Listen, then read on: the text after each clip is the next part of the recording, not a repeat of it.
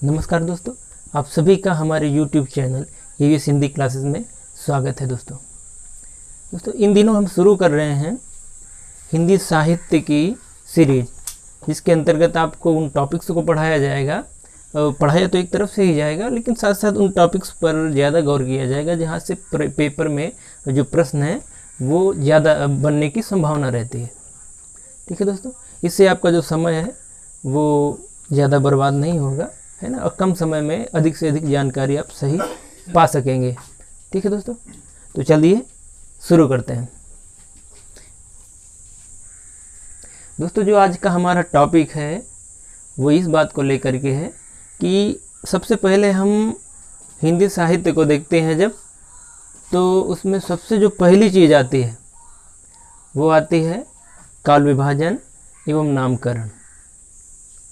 क्योंकि अब काल विभाजन जो है वो एक तरह से ऐसा है जैसे कि हिंदी साहित्य एक घर की तरह है, और जब घर में घुसेंगे तो सबसे पहले हमें उस घर में घुसने के लिए जो ताला लगा होता है उसको खोलने के लिए एक चाबी चाहिए होती है। तो हिंदी साहित्य का जो काल विभाजन है वो एक चाबी की तरह है। चलिए तो सबसे पहले इस चाबी को पाने की कोशिश करते हैं। हमारा जो आज का टॉपिक है वो है हिंदी साहित्य का काल विभाजन।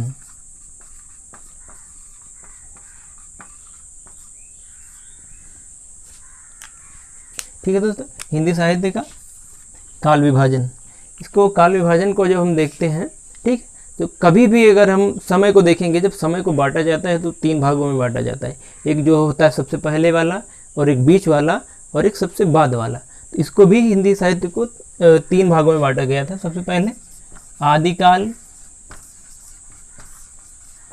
फिर उसके बाद में आता है मध्यकाल, और जो तीसरा था वो था आधुनिक काल।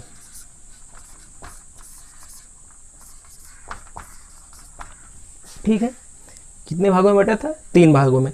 लेकिन यहाँ हिंदी साहित्य के संबंध में जब देखेंगे, हिंदी साहित्य के संदर्भ में जब देखते हैं, तो ये जो मध्यकाल है ये काफ़ी बड़ा था।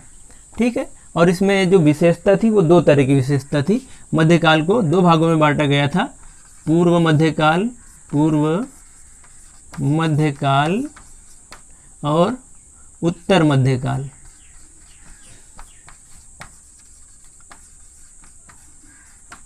ठीक है, इस तरह से अगर हम देखते हैं तो फिर हमारे 3 की जगह 4 कालखंड हो जाते हैं। जो सबसे पहला है वो है आदिकाल, जो दूसरा हुआ वो पूर्व मध्यकाल, जो तीसरा हुआ वो उत्तर मध्यकाल, और जो चौथा है वो है आधुनिक काल। लेकिन इसको आपने भक्ति काल, रीति काल के संदर्भ में भी सुना होगा। तो इसको रीति काल और भक्ति काल नाम कैसे दिया गया, इस संबंध में बात करते हैं। कि अभी आप मोटे तौर पर जान लीजिए कि हिंदी साहित्य का जो काल विभाजन है वो मुख्यतः 4 भागों में किया गया था। आदिकाल, पूर्व मध्यकाल, उत्तर मध्यकाल और आधुनिक काल। ठीक है, अब हम देखते हैं कि जो आपने भक्ति काल सुना होगा, रीति काल सुना होगा, वो कैसे आता है।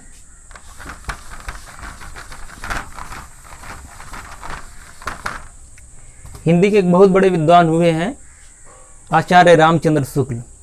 तो हिंदी साहित्य में जब कोई भी बात को हमें देखना होता है, एक प्रमाण के रूप में देखना होता है, तो हम हमेशा आचार्य शुक्ल के द्वारा कही गई बातों का ही अनुसरण करते हैं। ठीक है, उन्हीं की बातों को फॉलो करते हैं। तो आचार्य शुक्ल हैं, आचार्य शुक्ल का जो काल विभाजन है, आचार्य शुक्ल का काल विभाजन, शुक्ल का काल विभाजन,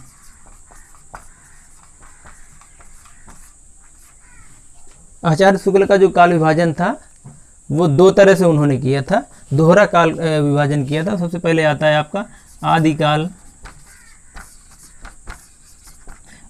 तो आदिकाल को उन्होंने वीरगाथा काल कहा, वीरगाथा काल कहा था। फिर उसके बाद में आता है आपका पूर्व मध्यकाल,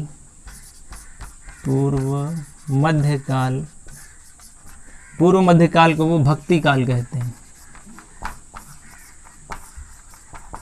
क्या कहते हैं? भक्ति काल। और जो उत्तर मध्यकाल है, उत्तर मध्यकाल को वो रीति काल कहते हैं। और जो आधुनिक काल है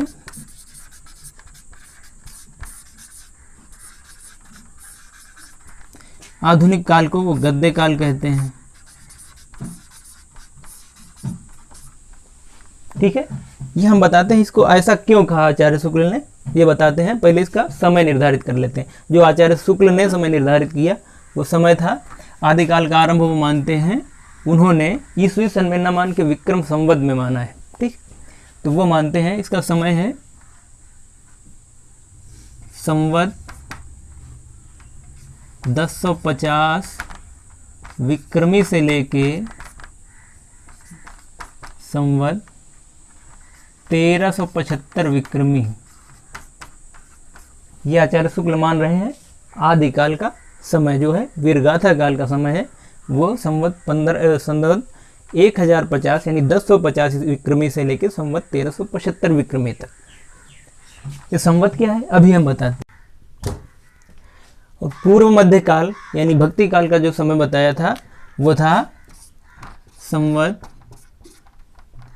1375 विक्रमी से लेके संवत 1700 विक्रमी तक। और जो उत्तर मध्य काल यानी जो रीति काल का समय था वो बताया था संवत 1700 विक्रमी से लेके संवत 1900 विक्रमी तक। और फिर उसके बाद जो आधुनिक काल है जिसे गद्य काल इन्होंने कहा, तो गद्य काल की जो समय सीमा है वो मानी थी संवत 1900 से लेके अब तक। ठीक है, ये समय सीमा आचार्य शुक्ल ने मानी थी। और ऐसा क्यों कहा और ये संवत जो है ये क्या चीज़ है अब हम समझते हैं। सबसे पहली चीज़ संवत समझ लीजिए आप। संवत जो है वो ईस्वी सन से 57 साल आगे चलता है, 57 साल आगे चलता है। ठीक है, जैसे वर्तमान में चल रहा है 2021 और 2021 में आप 57 आगे जोड़ेंगे तो 2078 होगा। ठीक है, कितना होगा 2078 होगा। तो इस समय संवत जो चल रहा होगा 2078 चल रहा होगा। ठीक, आगे देखते हैं। आगे जो आपका प्रश्न है वो आदिकाल को वीरगाथा काल क्यों कहा, पूर्व मध्य काल को भक्ति काल क्यों कहा जाता है, उत्तर मध्य काल को रीति काल क्यों कहा जाता है और आधुनिक काल को गद्य काल क्यों कहा जाता है। ठीक, अब हम इसको देखते हैं।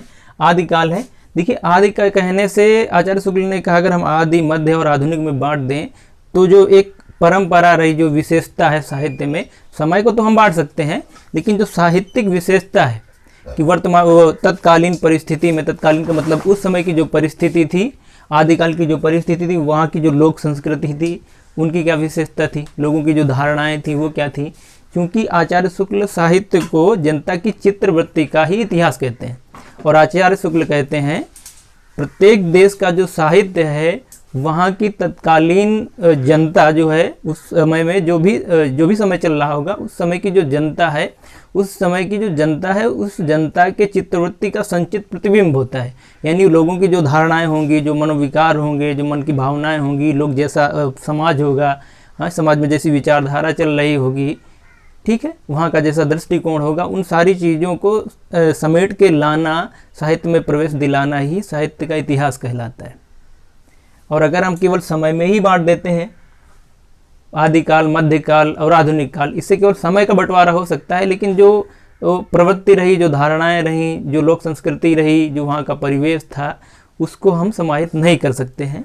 इसलिए आचार्य शुक्ल जो है उन्होंने एक प्रवृत्ति को, प्रवृत्ति का मतलब होता है एक विशेषता, ठीक है, विशेषता को आधार मान करके समय को तो साथ में लेके चले ही, लेकिन एक प्रवृत्ति को भी साथ में लेके चलते हैं। तो आचार्य शुक्ल का जो काल विभाजन का मुख्य आधार है वो प्रवृत्ति विशेष पर है। ठीक है, तो उस समय कैसी प्रवृत्ति चल रही थी, उस समय कैसी विशेषता थी, वीर गाथाओं की विशेषता थी, वीरों की गाथाएं गाई जा रही थी। पृथ्वीराज चौहान लड़ रहे थे, महोबा के आल्हा और उदल नाम के जो वीर हैं वो भी लड़ रहे हैं।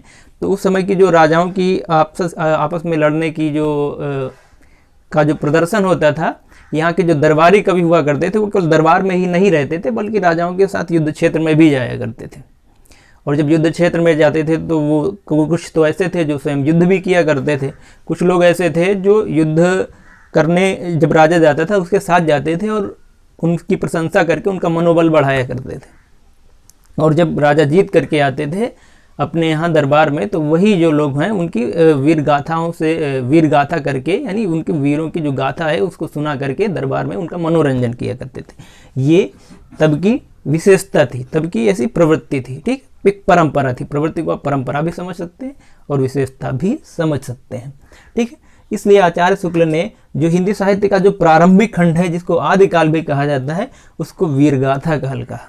ठीक है, क्योंकि आचार्य शुक्ल समय के साथ प्रवृत्ति को भी साथ ले करके चलते हैं। आगे आते हैं पूर्व मध्यकाल, जिसे भक्ति काल कहा गया। इसमें प्रवृत्ति जो थी वो भक्ति से युक्त थी, क्योंकि उस समय जो भक्ति का काव्य है वो काफ़ी जोरों से लिखा जा रहा था। महात्मा सूरदास पैदा होते हैं, संत कबीर पैदा होते हैं, जायसी पैदा होते हैं, तुलसी, मीराबाई, रहीम, रसखान जैसे भक्त कवि, संत कवि पैदा होते हैं। इनके द्वारा जो काव्य का सृजन किया गया वो उच्च कोटि का काव्य है। और इस आधार पर आचार्य शुक्ल ने इस समय को, यानी पूर्व मध्यकाल जो है, मध्यकाल का जो प्रारंभिक भाग है, उससे भक्ति काल नाम दिया। और उसकी जो समय सीमा थी वो थी 1375 विक्रमी से लेके संवत 1700 विक्रमी तक। ठीक, आगे देखते हैं उत्तर मध्यकाल, यानी मध्यकाल का जो बाद वाला हिस्सा था, उसे आचार्य शुक्ल रीति काल कह रहे हैं। अब रीति का मतलब क्या होता है? रीति का मतलब होता है एक परंपरा। जैसे रघुकुल रीति सदा चली आई, रघुकुल में एक ऐसी प्रवृत्ति थी, ऐसी एक परंपरा थी। ठीक है, ऐसी रीति थी। तो इस समय की क्या रीति थी? इस समय की ऐसी रीति थी कि रस, छंद, अलंकार, काव्यांग विवेचन, श्रृंगार निरूपण, रस निरूपण, ठीक है, काव्यांग निरूपण, इन सारी चीज़ों का उस समय क्या किया गया था? नायिका भेद वर्णन हो गया। इन सारी चीज़ों को व्यक्त करने की, इन सारी चीज़ों को व्याख्यायित करने की एक परंपरा रही थी। ठीक है, सारे जो कवि हैं इस समय के, सभी तो नहीं लेकिन बहुत अधिकांशतः जो कवि हैं वो इस प्रवृत्ति का अनुसरण कर रहे हैं। जैसे बिहारी हैं, घनानंद जी ने तो नहीं किया है, मतिराम हो गए, इसके अलावा आचार्य चिंतामणि हो गए, भूषण हो गए, जैसे कवि हैं जो उसी परिपाटी में बंधे हुए हैं, रीति की परंपरा में बंधे होते हैं। भिखारी दास हो गए, चिंतामणि हो गए, उनके अलावा देव हो गए, पद्माकर हो गए, जैसे कवि आते हैं जिन्होंने रस क्या है, छंद क्या है, अलंकार क्या है, काव्य शास्त्रीय विवेचन करने की कोशिश की थी और इसी परंपरा में बंधे हुए रहते हैं। इसलिए जो है तो इस काल को रीति काल कहा जाता है। ठीक, और इसकी जो समय सीमा मानी थी 1700 विक्रमी से संवत 1900 विक्रमी तक। और जो आधुनिक काल है उसको गद्य काल कहा गया और उसकी जो समय सीमा है संवत 1900 से लेके अब तक। ठीक है, इसको गद्य काल क्यों कहा गया? क्योंकि जो आधुनिक है, आधुनिक काल है, इसका अगर हम देखेंगे इसमें 57 साल घटाते हैं तो 1843 प्राप्त होता है। लेकिन अगर हम मोटे तौर पर देखते हैं तो आधुनिक काल का जो आरंभ है वो हम 1850 से मानते हैं, 1850 ईस्वी से मानते हैं। ठीक है, इसमें लगभग 50 साल घटा देंगे तो 1850 ईस्वी आ जाएगा और 1850 ईस्वी से इसका आरंभ मानते हैं। उसका कारण ये है, कहीं कहीं पर किताबें जो है वो 1857 भी दे देती हैं, लेकिन इसका जो मुख्य कारण है वो ये है कि भारतेंदु हरिश्चंद्र जी का जो जन्म है वो इसी समय माना जाता है। 1850 से आरंभ होता है और 1885 में उनका देहांत हो जाता है, निधन हो जाता है। लगभग 35 साल वो जिए थे, लेकिन 35 साल में ही उन्होंने लगभग 72 ग्रंथों की रचना कर डाली थी, जिसके कारण जो हिंदी साहित्य का जो आधुनिक युग है, आधुनिक युग का जो पहला कालखंड है जिसे भारतेंदु युग कहा जाता है, इन्हीं के नाम पर ही किया जाता है और सबको सहर्ष स्वीकार है उनके नाम के आधार पर उसका नामकरण। ठीक, क्योंकि इन्होंने बहुत सारा योगदान जो है वो हमारे देश के लिए दिया था, साहित्य के लिए दिया, हिंदी साहित्य के लिए दिया और देश के लिए तो दिया ही दिया। वो कह रहे हैं निज भाषा उन्नति है सब उन्नति को मूल, बिन निज भाषा ज्ञान बिन मिटे नहिया को सूल। ऐसा कौन कह रहा है? भारतेंदु हरिश्चंद्र कह रहे हैं। ठीक, हिंदी के बहुत बड़े भक्त थे। अब इसमें जब हम उस टॉपिक में आएंगे भारतेंदु हरिश्चंद्र वाले जो भारतेंदु युग है, इसमें इसकी विस्तार से चर्चा करेंगे। अभी आप ये समझ लीजिए। और इसको अगर हम मोटे तौर पर बांटते हैं ईस्वी के आधार पर, एक इसमें और देखना होगा, आचार्य शुक्ल का ये जो समय है इसको देख लेते हैं। इसको अगर हम देखेंगे पहले वाला जो ये है, इसको अगर हम ईस्वी में देखते हैं तो इसमें अगर आप 57 घटाएंगे तो 993 के आसपास होगा। लेकिन हम मोटे तौर पर देख लेते हैं कि 1000 ईस्वी से इसकी शुरुआत होती है और ये 1350 ईस्वी तक माना जाता है। आचार्य शुक्ल वाला अगर हम नियम लागू करेंगे तो इसमें जो एक प्रमुख ग्रंथ है आदिकाल का वो छूट जाता है। कौन ग्रंथ है? वो है पृथ्वीराज रासो, जिसका समय लगभग माना जाता है 1343 ईस्वी के आसपास। अगर हम इसमें घटा देंगे, आचार्य शुक्ल ने जो 75 लिखा है उसमें अगर 57 साल घटाते हैं तो वो जो हमारा पृथ्वीराज रासो है वो आदिकाल से हट के चला जाएगा भक्ति काल में। लेकिन उस समय जो आचार्य शुक्ल का मानना था, इसका समय ज्ञात नहीं था और इसी आधार पर आचार्य शुक्ल ने उसे अप्रमाणिक ग्रंथ माना था, जिसका कोई प्रमाण ही नहीं है। खैर, जब हम ये उसकी चर्चा करेंगे आदिकाल की, उस समय जब आदिकाल कालखंड पढ़ाया जाएगा उसमें इसकी विस्तार से चर्चा करेंगे। अभी आप केवल इसकी भूमिका क्या है इसके बारे में जान लीजिए, ठीक है। तो ये इसका समय माना जाता है और यहाँ से 1350 से ये आपका आदिकाल हो गया, जिसे वीरगाथा काल कहा जा रहा है, आदिकाल।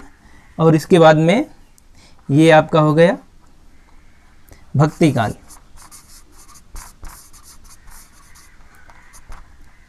इसका समय माना जाएगा 1350 से लेके 1650 तक, क्योंकि यहाँ पर 1700 में आप सीधे 50 साल घटाएंगे तो 1650 आ जाएगा। इसमें हमें कोई भी परेशानी नहीं है, ठीक है। ये हो गया। इसके बाद रीति काल आएगा। रीति काल का जो समय माना जाता है वो माना जाता है, आप इसमें देखिए, ये 1700 विक्रमी से लेके 1700 में अगर आप 50 घटा देंगे, यानी कि इसमें ये आ जाता है आपका 1650 से इसका आरंभ होता है और ये होगा 1850 तक, ठीक है। यानी भारतेंदु जी की जहाँ से जन्म होता है और यहीं से फिर आधुनिक युग की शुरुआत हो जाती है। ये आपका आधुनिक युग हो गया, आधुनिक काल, और यहीं ये शुरू होता है 1850 ईस्वी से अब तक माना जाता है। 1850 से लेके अब तक माना जाता है, ठीक। लेकिन इसमें एक विद्वान और हैं, डॉक्टर राम कुमार वर्मा, उनको भी थोड़ा सा पढ़ लेते हैं। उनको पढ़ लेंगे तो मन में जो संदेह है वो भी मिट जाता है, क्योंकि उन्होंने संधि काल कहा, इसको थोड़ा सा पहले से मान रहे हैं। उसमें कोई दिक्कत वाली बात नहीं है, लेकिन उनको अगर हम पढ़ लेते हैं तो थोड़ा जो मन में जो संदेह रहता है कि नहीं इन्होंने यहाँ से माना उन्होंने वहाँ से माना, वो भ्रम एकदम मिट जाता है। इसको हम साफ कह देते हैं।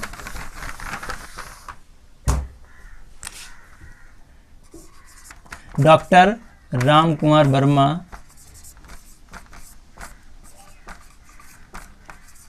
का काल विभाजन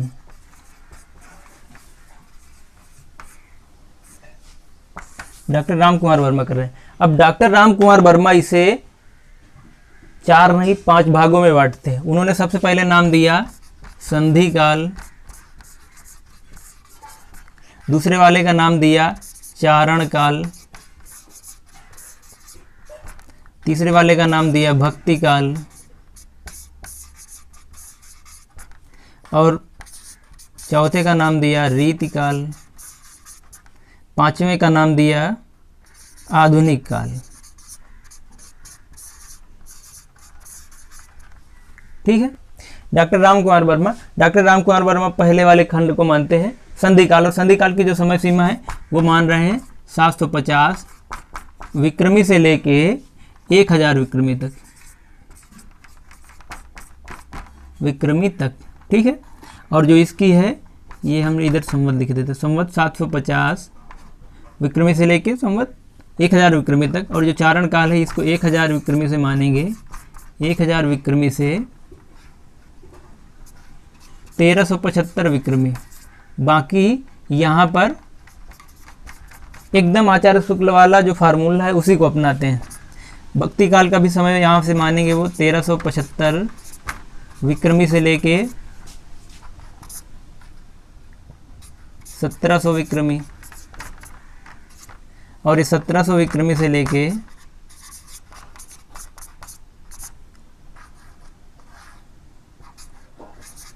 1900 विक्रमी। और जो आधुनिक काल है इसको 1900 विक्रमी से लेके अब तक मान रहे हैं राम कुमार वर्मा। इसमें कोई अंतर नहीं है। हाँ, इसको संधि काल कह दिया, जिसके कारण से वो लगभग 700 ईस्वी के आसपास से मानते हैं। इसमें हम 50 साल घटा देंगे तो ईस्वी निकल आएगा, तो लगभग 700 ईस्वी से वो हिंदी साहित्य का आरंभ मानते हैं। और यही कारण है कि वो स्वयंभू को हिंदी का पहला कवि कह देते हैं, जो कि अपभ्रंश का कवि था। और यही कारण है कि वो स्वयंभू को हिंदी का प्रथम कवि मान लेते हैं। हिंदी का प्रथम कवि मानने की भूल कर जाते हैं। कौन? डॉक्टर राम कुमार वर्मा। इसमें कोई अंतर नहीं है, इसमें थोड़ा सा 50 साल का फर्क देखने को मिल सकता है बस। इस बाकी जो इसके पहले का जो कालखंड है, इसे संधि काल कह रहे हैं, और इसकी जो समय सीमा है आदिकाल की, लगभग 300 साल पहले से ले जा रहे हैं। ठीक। और उसके बाद में आप देखेंगे अगला वाला जो है, इसको चारण काल कह रहे हैं। जो वीरगाथा काल जिसे आचार्य शुक्ल कह रहे हैं, ये उसको चारण काल कहते हैं। चारण का मतलब होता है भाट, और भाट का मतलब होता है जो दरबारी कवि हुआ करते थे, ठीक है, उनको भाट कहा जाता था आदिकाल के। तो कोई अंतर नहीं है। हाँ, बात एक ही है, केवल उसका शब्द जो है वो अलग है। वो इनकी जो चारण कह रहे हैं वो वीरगाथा काल कह रहे हैं, और वो जो भाट थे वो वैसे भी वीरता का बखान करते थे। तो इसमें कोई अंतर नहीं है लगभग एक ही जैसा। ये क्या है कि इसको हम थोड़ा सा देख लेते हैं, जिससे हमें ये पता चल जाता है कि ये इसका कभी कभी किताबें जो हैं वो हिंदी साहित्य का आरंभ थोड़ा पहले से क्यों बता देती हैं, जबकि उसका सही अगर देखा जाए तो हिंदी साहित्य का जो आरंभ है वो 1000 ईस्वी से ही शुरू होता है, जो हमने यहाँ पर ईस्वी सन लिखे थे। ठीक। अब हम देख लेते हैं इसके आगे जो आधुनिक काल है उसको भी कई भागों में बांटा गया है। ठीक है, लेकिन अगर हम ये ज़्यादा वीडियो बड़ा करेंगे तो फिर वीडियो बड़ा हो जाएगा। अभी आपने जो उसकी भूमिका है पूरी तरह से समझ ली है। आगे हम अब जो पहला वाला है आदिकाल, उसकी वीडियो स्टार्ट करेंगे अगले वीडियो में। अगर ये आपको अच्छा लगा है तो हमारे चैनल को सब्सक्राइब कर लीजिए। ठीक है, मिलते हैं अगले वीडियो में। नमस्कार।